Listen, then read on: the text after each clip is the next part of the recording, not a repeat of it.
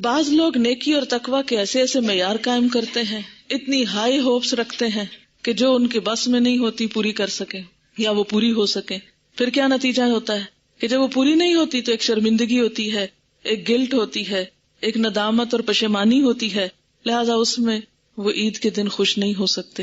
ہم نے اپنے بعض لوکل یا غیر مذہبی تہوار ان کو اتنی زیادہ اہمیت دے دی ہے، مثلا بسنت ہے یا ویلنٹائنز ڈے ہے یا بعض کچھ اور ایام، اب تو بے شمار دن بن گئے ہیں، مدرس ڈے ہے، فادرز ڈے ہے، معلوم نہیں کس کس کا ڈے ہے، اسی طرح کرسمس ہے، دیوالی ہے، ہولی ہے، بہت کچھ آ گیا، بہت کچھ برآمد کر لیا ہم نے. ان سب کو ہم نے اتنی اہمیت دے دی ہے، ان سب پر ہمارا اتنا فوکس ہو گیا ہے اور اتنی زیادہ کمرشلی ہم ان کو سیلیبریٹ کرنے لگے ہیں کہ ان کے مقابلے میں عید بالکل ہی ایک روکھی پھیکی سی چیز لگتی ہے. اب بعض اوقات یہ بھی ہوتا ہے کہ آپ لوگ نئے نئے دین کی طرف آتے ہیں، قرآن پاک پڑھتے ہیں، سوچ بدلتی ہے، انداز بدلتے ہیں، رویے بدلتے ہیں، تو پھر خوشی منانے کے طریقے نہیں بعض اوقات پتہ چلتے، اس میں ایک اور کنفیوژن ہو جاتی ہے، پتہ نہیں ہنس سکتے ہیں کہ نہیں، کس حد تک نیا کپڑا بنا سکتے ہیں، کتنا پہن سکتے ہیں، کتنا کھا سکتے ہیں، ہر چیز پر گلٹی کانشیس ہو رہے ہیں. کھا رہے ہیں تو اندر اندر شرمندہ ہیں، پہن رہے ہیں تو شرمندہ ہیں، کسی کے پاس جا رہے ہیں تو شرمندہ ہے، وقت ضائع ہو رہا ہے، کوئی آ رہا ہے گھٹ کے بیٹھے ہوئے، وقت ضائع ہو رہا ہے، پتہ نہیں کہاں کہاں غلطی کر رہے ہیں، اب کیا بنے. وہ کھل کے خوشی منا ہی نہیں سکتے کیونکہ پتہ ہی نہیں ہوتا کہ اب ہماری لمٹس کیا ہیں. رمضان کے روزے اللہ نے فرض کیے تاکہ تقویٰ پیدا ہو. اب عموماً ہمارے ذہن میں تقویٰ کا تصور یہ ہے کم کھائیں، کم بولیں، کم ہنسیں وغیرہ وغیرہ، ان چیزوں کو ہم بہت زیادہ پھر اہمیت دینے لگتے ہیں. نتیجتاً ہم ایک بعض اوقات ان نیچرل قسم کی حرکتیں کرنے لگتے ہیں، یا کچھ لوگ تو زیادہ ایکسٹریم میں جا کے تھوڑے اب نارمل بھی دکھنے لگتے ہیں. سب ہنس رہے ہیں، وہ رو رہے ہیں، سب اکٹھے بیٹھے وہ تنہائی میں جا کے تسبیح پڑھ رہے ہیں، نہ ان کو کسی کے آنے کی پرواہ، نہ جانے کی، نہ خوش ہونے کی، نہ خوش کرنے کی، کیونکہ انہوں نے مہینہ بھر میں جو تقویٰ حاصل کیا ہے اب اس کا اظہار کس دن کریں گے اگر عید کے دن نہ کیا. میں اصل میں انشاءاللہ اسی پر آ رہی ہوں کہ ہمیں کیا کرنا ہے، ٹھیک ہے نا. یہ صرف برین سٹارمنگ تھوڑی سی کر رہی ہوں کہ ہم سب مختلف رویوں کو سوچیں، جتنی بھی پاسبل سچویشنز ہمیں نظر آتی ہیں یا پیش آتی ہیں ان سب کو تھوڑا کھنگالیں، جائزہ لیں، جو ان میں سے درست ہے ان کو باقی رکھیں، جو درست نہیں ہے اسے ہم چھوڑ دیں اور ہم اعتدال پہ آ جائیں. ٹھیک ہے، انشاءاللہ اسی پہ آ رہی ہوں. صرف چند سچویشنز کا جائزہ لینا. بعض اوقات ایسا بھی ہوتا ہے کہ ہم عید مناتے ہیں تو عید بچوں کی عید سمجھتے ہیں اور پوری طرح بچوں پہ فوکس کرتے ہیں، ان کو مہندی بھی لگائیں گے، ان کو چوڑیاں بھی پہنائیں گے، ان کو کپڑے بھی پہنائیں گے. اگر بچے کہیں گے اماں آپ بھی پہنے، نہیں بچوں میرا وقت گزر گیا.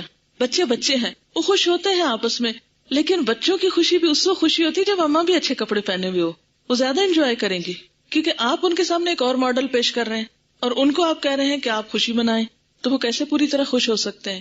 وہ ایک ایکسائٹمنٹ میں ہوں گے. اور پھر دوسری بات یہ کہ بچوں کو اچھا لباس پہنا کر اور ان کو عیدی دے کر اور ان کو بالکل ایک ایکسائٹمنٹ کی حالت میں پھر نماز کے لیے کہیں تو ایک اور مشکل، یہ ایک الگ ایشو. بعض لوگ سارا دن ٹیلی ویژن کی کمپنی میں عید گزارتے ہیں اور وہ سمجھتے ہیں کہ عید سیلیبریشن صرف دوسروں کی ہنسانے پر ہنسنا یا ان کے ساتھ چلنا، انسانوں سے رابطے کی بجائے اسکرین سے رابطہ، تو ایک مشینی قسم کی عید ہو جاتی ہے. اور اگر مرضی کا پروگرام نہ آئے تو پھر اور بور ہوتے ہیں. کچھ بچیوں کو پردے کی وجہ سے مسئلہ ہوا کہ اب زینت کے کپڑے پہن کر نامحرم رشتہ داروں کے سامنے کیسے جائیں، یا خود کسی کے گھر جائیں تو وہاں اب کپڑے پہنے یا برقع پہنے، یا کیا کریں اور کیا نہ کریں، اس کشمکش میں وقت گزرا. ایک اور مشکل یہ ہوتی ہے کہ اگر عید کے قریب یا عید کے آس پاس یا عید سے کچھ پہلے خاندان میں کوئی ڈیتھ ہو جائے یا کوئی ایسے واقعات اس سے ایسوسیٹ کیے ہوئے ہوں، ان کی یاد بھی ضروری ہوتی ہے اور ان کی یاد قدرتی طور پر آ جاتی ہے اور پھر اس سے بھی ہم دکھ محسوس کرتے ہیں. بسا اوقات وہ کیفیت دوسروں کے علم میں نہیں ہوتی. کچھ خاندانوں میں یہ رواج ہے کہ اگر کوئی فوت ہو جائے تو وہ عید مناتے ہی نہیں ہیں. تو ایسے میں پھر کیا کیا جائے؟ اعتدال کہاں ہے؟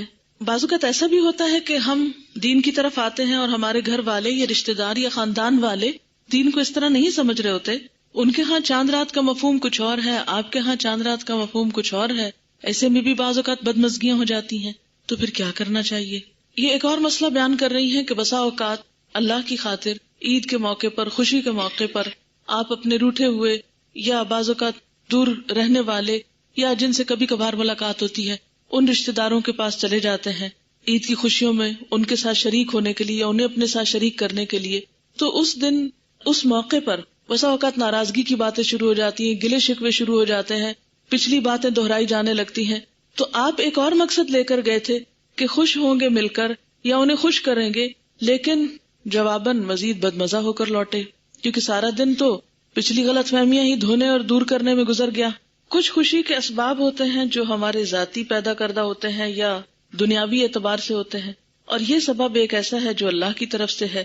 تو ہم اپنے ذاتی اسباب یا اپنے ذاتی مواقع پر تو خوب خوشی مناتے ہیں، لیکن جو خوشی اللہ تعالیٰ ہمیں دیتے ہیں اس کا وہ حق ادا نہیں کرتے. تو چلیے آئیے دیکھتے ہیں کہ پھر ہمیں کیا کرنا چاہیے.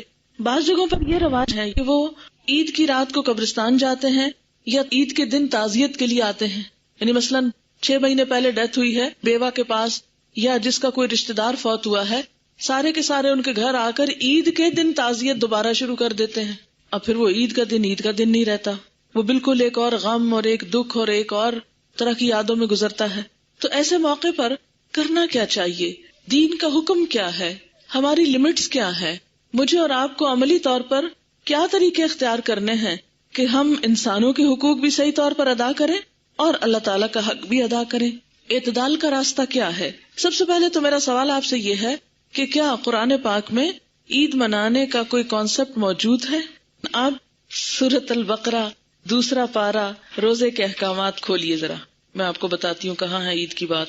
قرآن پاک میں اللہ سبحانہ وتعالیٰ نے رمضان کے بارے میں یا روزے کے بارے میں ارشاد فرمایا، یا ایھا الذین آمنوا کتب علیکم الصیام کما کتب علی الذین من قبلکم لعلکم تتقون. اے لوگوں جو ایمان لائے ہو، تم پر روزے فرض کیے گئے جیسا کہ تم سے پہلے لوگوں پہ فرض کیے گئے تھے تاکہ تم بچ جاؤ. اسی لیے اللہ تعالیٰ نے ہمیں سارا دن بھوکے پیاسے رہنے کا حکم دیا، اپنے جذبات پہ کنٹرول کرنے کا حکم دیا، جو دوسری جگہوں سے پتہ چلتا ہے. پھر اس کے بعد ساتھ ہی فرمایا ایام معدودات، گنتی کے چند دن. ہاں ان دنوں میں بھی فمن کان منکم مریضا او علی سفر فعدۃ من ایام اخر، اگر کوئی بیمار ہے یا سفر پر ہے تو دوسرے دنوں سے گنتی پوری کر لے. یعنی سال بھر میں رمضان کے 29 یا 30 دن جو بھی بنے وہ رمضان کے اندر، اور بیماری اور سفر کی صورت میں رمضان کے بعد بھی اتنے دن کی گنتی پوری کرے. کوئی بھی وجہ ہو روزہ چھوڑنے کی، لیکن جب صحت ہو، موقع ملے تو گنتی پوری کرنا ضروری ہے. اور جن لوگوں کو ہمت نہیں، یعنی یطیقونہ کے 4 تفسیریں بتائی گئی تھی نا آپ کو اگر یاد ہو تو، اس میں ایک لا یطیقونہ بھی آتا ہے. بہرحال اگر ہم اسی معنی کو لیں تو وہ مسکین کو کھانا کھلا سکتے ہیں. یعنی اگر ایسا بیمار ہے اور جو خوشی سے نیکی کرے، یعنی بعد میں ٹھیک ہونے پر، میں اس کی وضاحت میں بھی نہیں جاتی. پھر آگے جا کے فرمائے شہر رمضان الذی انزل فیہ القرآن ھدی للناس وبینات من الھدی والفرقان. رمضان کی اہمیت اس لحاظ سے بھی کہ اس میں قرآن اترا، اور قرآن کیوں اترا؟ ہدایت کے لیے اترا. فمن شہد منکم الشہر فلیصم، جو اس مہینے کو پائے اس میں چاہیے کہ روزے رکھے. جو بیمار ہو یا سفر پر ہو تو دوسرے دنوں سے گنتی پوری کرے. یرید اللہ بکم اليسر ولا یرید بکم العسر، اللہ تمہارے ساتھ آسانی چاہتا ہے، مشکل نہیں چاہتا. روزے کا حکم دے کے اللہ تعالیٰ فرماتے ہیں اللہ تمہارے ساتھ آسانی چاہتا ہے، مشکل نہیں چاہتا. کس طرح کہ تمہیں سہولت دے دی، اگر تم بیمار ہو، مشقت میں ہو تو روزہ نہ رکھو، ٹھیک ہے. وَلِتُكْمِلُوا الْعِدَّةَ، دوبارہ حکم ہے گنتی پوری کرو. اب آپ دیکھیے، یعنی رمضان کی آیات میں اب تیسری دفعہ گنتی کی بات ہو رہی ہے. تو اس سے کیا پتہ چلتا ہے؟ روزہ ایک ایسی عبادت ہے جو گن گن کے رکھنے کی ضرورت ہے.